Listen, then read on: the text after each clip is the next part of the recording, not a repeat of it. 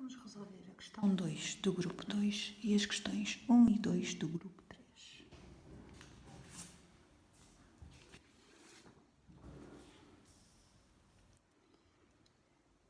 Para determinar experimentalmente a variação de entalpia mássica de fusão do gelo, adicionou-se gelo fundente à água previamente aquecida.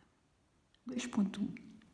Para minimizar o erro nesta determinação, o gelo adicionado deve estar dividido em pequenos ou grandes fragmentos. Portanto, o gelo adicionado deve estar dividido em pequenos fragmentos para que a área de contacto entre o gelo e a água líquida seja maior, portanto, e as transferências de calor sejam mais homogéneas. E também deve vir diretamente do congelador ou deve ter sido colocado previamente em água a 0 graus Celsius. O objetivo é calcular a variação de entalpia mássica de fusão do gelo. Portanto, para nós calcularmos este valor, o gelo tem que estar à temperatura em que ele funde, ou seja, em que ele passa do estado sólido para o estado líquido. E a água passa do estado sólido para o estado líquido à temperatura de 0 graus Celsius. Se o gelo vier diretamente do congelador, ele vem a uma temperatura inferior a 0 graus Celsius. Vem a uma temperatura inferior à temperatura que ele funde. Portanto, e nós temos que ter o gelo à temperatura em que ele funde para podermos medir a variação de entalpia mássica de fusão do gelo. Portanto, a resposta correta tinha que ser a B.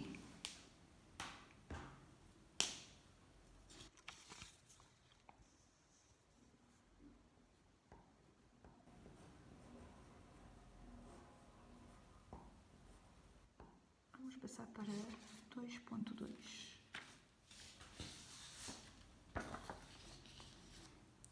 Na experiência realizada, mediu-se a massa de gelo fundente, a massa e a temperatura inicial da água e a temperatura a qual o sistema resultante daquela adição atingiu o equilíbrio térmico.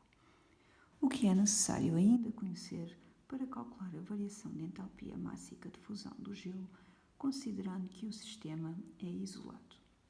Então vamos lá ver o que é que os alunos estavam aqui a determinar experimentalmente. Estavam a determinar experimentalmente a variação de entalpia mássica de fusão do gelo, da água. Este valor é igual à energia que 1 kg de gelo tem que absorver para passar para o estado líquido. Portanto, e pode ser calculado dividindo a energia que uma certa massa de gelo absorveu quando passou do estado sólido para o estado líquido, quando passou para a água líquida, a dividir pela massa desta amostra de água que absorveu esta energia. Portanto, só precisamos de conhecer qual foi a energia absorvida pelo gelo e a massa de gelo. Então, vamos já ver o que é que os alunos já têm. Mediram a massa de gelo fundente, a massa, já tem esta massa, a massa e a temperatura inicial da água e a temperatura a qual o sistema resultante daquela adição atingiu o equilíbrio. Portanto, o que os alunos fizeram? Misturaram aqui a água líquida a uma certa temperatura inicial, adicionaram pequenos fragmentos de gelo que conhecem a massa, mediram a massa de água, a temperatura inicial e a temperatura final, a temperatura de equilíbrio e a massa de gelo. Ora, então nós sabemos que este gelo, estes pequenos fragmentos de gelo, vão absorver a energia para passarem para a água líquida. E a energia que os pequenos fragmentos de gelo recebem, como o sistema é isolado, tem que ser exatamente igual à energia que a água líquida cedeu. Portanto, esta energia cedida que a água líquida deu ao gelo tem que ser igual à energia absorvida, porque o sistema é isolado.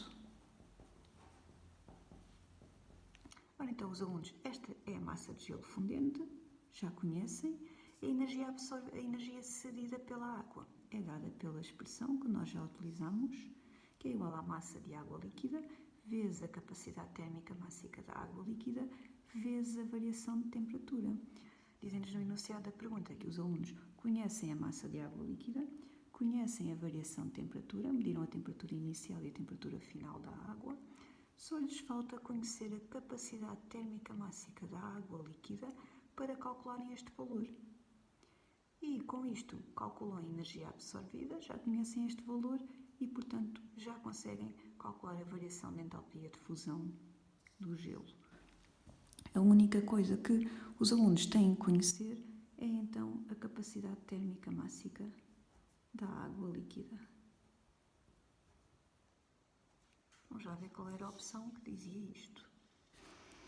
O que é necessário ainda conhecer para calcular a variação de entalpia mássica de fusão do gelo? Apenas a capacidade térmica mássica da água líquida. Ora, era logo esta resposta. B. A capacidade térmica mássica da água líquida e a capacidade térmica mássica do gelo. Não precisamos disto para nada. C. A energia necessária à fusão de 1 kg de gelo. E, portanto, isto era a variação de entalpia de fusão. Estavam-nos aqui a dizer que era necessário. E a capacidade térmica mássica da água líquida. Apenas a energia necessária à fusão de 1 kg de gelo. Portanto, era a opção A.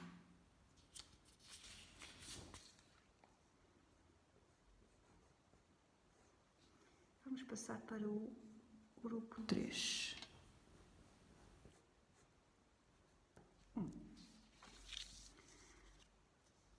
Considera a reação traduzida por... Temos aqui a autoionização da água. Na reação anterior, moléculas de água cedem. Então vamos já ver o que é que está a acontecer nesta reação de autoionização da água. Temos 2 moléculas de água no estado líquido em equilíbrio com o íon H3O+, e o íon OH-. Ora, o que aconteceu aqui foi o seguinte. Vou colocar as 2 moléculas de água desta forma.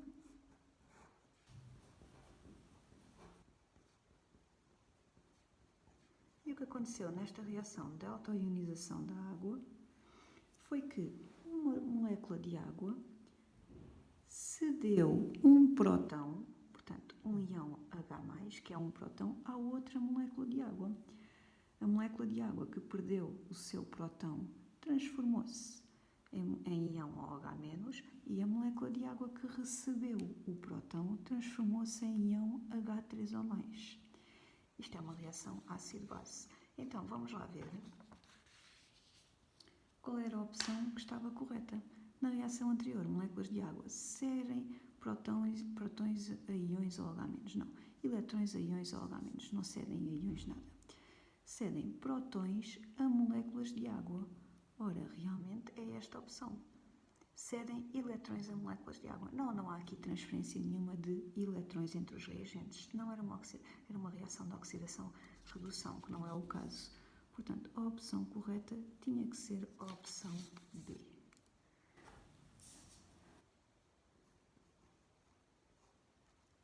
Vamos passar para a questão 2. O produto iónico da água é 3,80 vezes 10 elevado a menos 14 a uma temperatura T. Se a esta temperatura T o pH de uma água engarrafada for 6,90, essa água será neutra ou não será neutra, e a justificação para ser ou não ser neutra. Então vamos lá ver. A esta temperatura T, qual será o pH a que uma solução é neutra?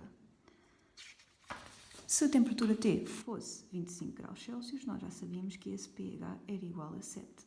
Mas como a temperatura T nós não sabemos se é ou não 25 graus Celsius, temos que calcular a que pH é que uma solução a esta temperatura é neutra. E uma solução ser neutra significa que a concentração de íons H3O+ nessa solução é igual à concentração de OH-. O que nos dizem aqui no enunciado? Dizem que o produto iónico da água a essa temperatura é 3,80 vezes 10 elevado a menos 14. Ou seja, o produto iónico da água, KW, a esta temperatura T, é 3,80 vezes 10 elevado a menos 14. E nós sabemos que numa solução neutra, a concentração de íons H3O+, é igual à concentração de íons OH-. E também sabemos que o produto iónico da água, que é a constante de equilíbrio desta reação de autoionização da água, e, portanto, é igual à concentração de íons H3O+, em equilíbrio, vezes a concentração de íons OH- em equilíbrio. Numa solução neutra, esta concentração de íons H3O+, é igual a esta concentração de íons OH-. E, portanto, eu posso dizer que, para uma solução neutra, isto é igual à concentração de íons H3O+, ao quadrado, porque este número é igual a este número. O que significa que a concentração de íons H3O+, numa solução neutra, a esta temperatura, T, é igual à raiz de KW, ou seja, é igual à raiz de 3,80 vezes 10 elevado a menos 14. E, portanto, esta concentração de H3O+, na solução neutra, vai ser igual a 1,95 vezes 10 elevado a menos 7 mol por decímetro cúbico. Então, vamos já ver a que pH é que isto corresponde. Nós sabemos que o pH numa solução é igual a menos logaritmo da concentração de H3O+. Então, o pH que esta solução é neutra, a esta temperatura, é igual a menos logaritmo de 1,95 vezes 10 elevado a menos 7. E, portanto, o pH é igual a 6,71. Portanto, isto é o pH de uma solução neutra à temperatura T. E ele dizem-nos no enunciado que o pH da água engarrafada é 6,90. Ou seja, o pH de 6,90 é superior ao pH a que a solução é neutra, o que significa que esta água de pH de 6,90 é básica. Portanto, não é neutra, porque para ela ser neutra tinha que ter um pH de 6,71. Portanto, o pH da água engarrafada for 6,90, essa água não será neutra, uma vez que o seu pH será diferente de 7. Não, isto só era verdade se a temperatura fosse 25 graus Celsius. Para esta afirmação ser verdadeira, não será neutra, uma vez que o seu pH será diferente de 6,71, que é o pH de uma solução neutra a esta temperatura. Só nos resta a C. Não será neutra, uma vez que a concentração de H3O+, será inferior à de OH-. E nós realmente vimos que esta água engarrafada era alcalina, era básica, o que significa que a concentração de H3O+, é menor que a concentração de OH- nessa água. Portanto, está correta a afirmação C.